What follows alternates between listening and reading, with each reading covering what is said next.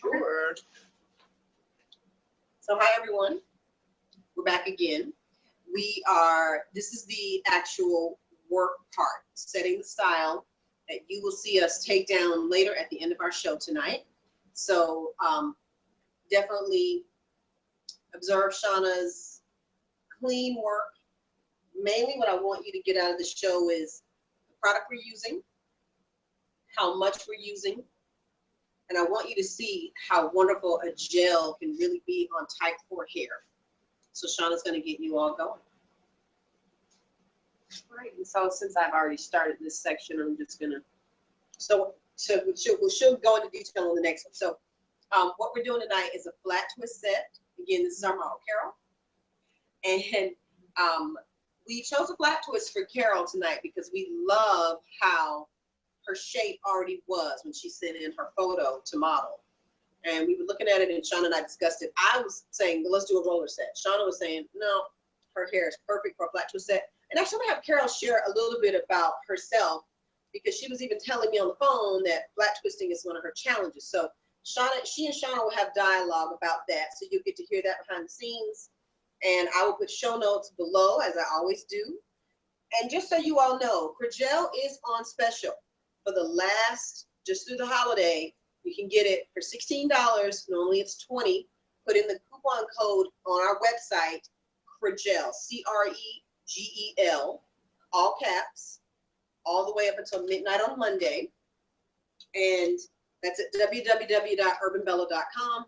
But I'll let these ladies start talking so you can get a feel for our technique, our approach, and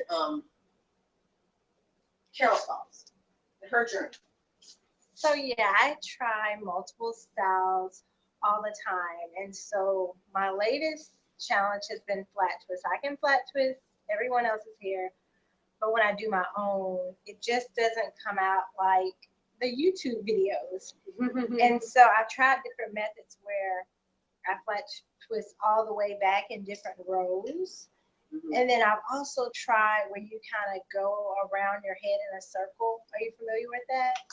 Where you braid it to your scalp and like a yeah, you braid it to your scalp and it just kind of goes all the way around. Okay, like a pie. Yes, like a pie. I've tried that method. That's kind of what you'll see me do here today. Okay, so I'm interested to see how it comes out. I think part of the reason why it doesn't come out well is because I don't take the time to make them small. They're huge, they're jumbo.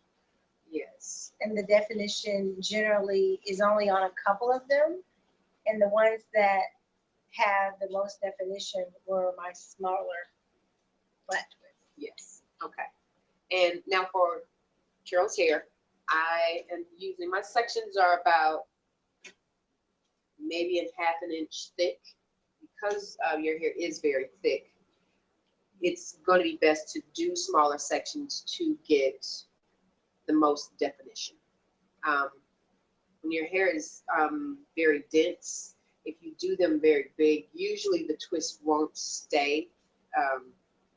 They don't, what I'll say, lock in close enough to catch the definition. Correct. They puff out way too much, so you'll have a really loose wave or almost no definition whatsoever. That happens. So yeah, the smaller you make your sections, the smaller you make your twists, the better definition. And as you see here, it really kind of gives a really nice twist that kind of stays right in place, no puffing here. And I'm using, if you can see, this is a very thin glaze of product that I'm going to use on the section. I really don't want to see a whole lot of product. I want to see a very light glaze, or just kind of feel a little bit of the tact from the product, because you don't want the product to be too heavy that when you're setting the twist, when you start to see the twist, if you start to see the product oozing in between, it's white, and you have to wipe it off with the towel. Yes, you have to be very careful of that, because if you see that, then the product, as it's drying, it'll settle right there and create these pockets that when you take it down, it'll cause flaking or create some kind of film that can get really nasty when you're trying to take it down. So just a really thin glaze. Right now, I have her hair. It's not dripping wet nor bone dry. Her hair is partially damp. I say we it's about we knocked out about 80% of the water from her hair. And that's a good thing too, because I've tried it wet, and I know a lot of times when I try it wet, it takes my hair so long to dry that Yes. it doesn't dry fully. And when I take it out, the definition's not there. And then I've tried it dry, but then my hair just kind of looks dry. Yes. So yeah, So trying to find that balance. So trying it damp, I'm interested to see how it comes out. that's why I kind of like to use. Well, I like to use the gel because it's going to give you a little bit more hold. So a lot of times I know using or having a lot of water in the hair helps to create a stronger hold for your product. Mm-hmm. So if you do like that, and if you are going to if you're going to allow your hair to air dry, if you're leaving the twist in, let's say for, like I was saying earlier, for about a week, then you'll be okay. Then the hair should completely dry, and you'll be okay. But if you are, using my method where you are starting from hair that is 80% dry, then using something like a gel-based product is going to help to increase the hold when you don't have as much water. That's going to help. You understand what I'm saying? Yeah.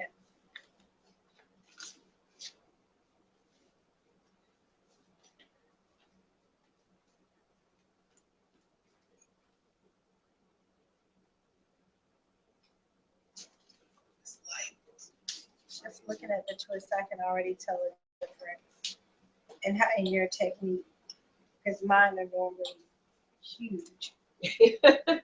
And by the time I finish, I'm going back over, twisting up some of the ones I've already done. Are they coming Yeah, because they're undone? so big. Mm-hmm. And you see, I'm just really kind of working the product through the hair. That's why I'm just really kind of combing it through, just making sure I get all of the product off of my hands, in between the strands, at the root, all the way to the tip.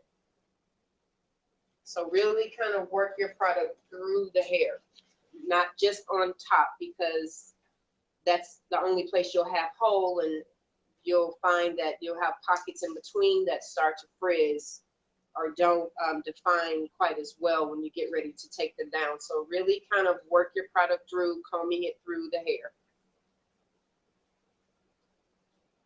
Do you recommend like just doing it with your fingers, or can you use a comb, or You can use brush? a What do you comb. prefer? You can use a comb, or you can use a brush, whichever you feel works best for you. I just like to use my fingers because I start with the product on my fingers. Mm-hmm. So yeah, I just do it that way, and it's just a little bit faster for me to do it that way. But if you prefer to use a comb or a brush, you can do it either way. You just want to make sure, once you do, just kind of make sure you feel the hair to make sure that you can feel the product all the way through. Make sure it deposited evenly onto the strands.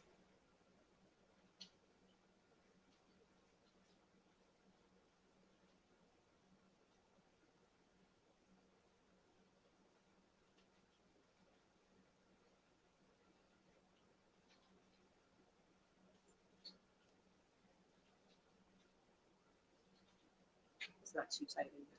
Not at all.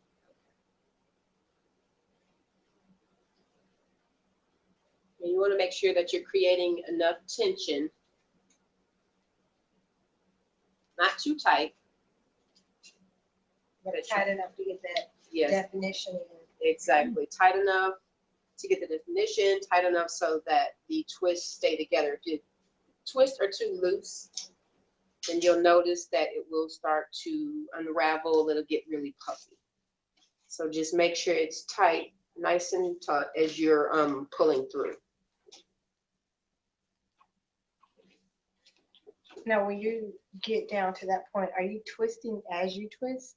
Do you know what I mean? Like, Kind of like they do with the Senegalese. yes, like twisting, or you just know, shoot straight? Okay. Yes. And that's another method. It gives a much tighter curl or wave. And I like mine to be a little bit loose. So if that's your style, if that's what you like, it's definitely an option.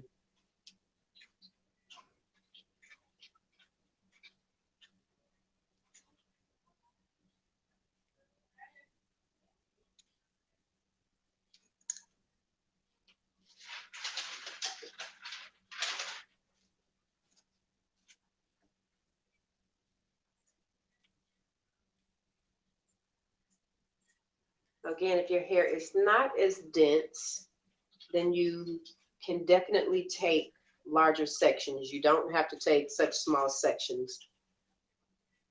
But in my case. Yes. But the thicker the hair, the smaller the section you want to take. And there lies the problem. Okay.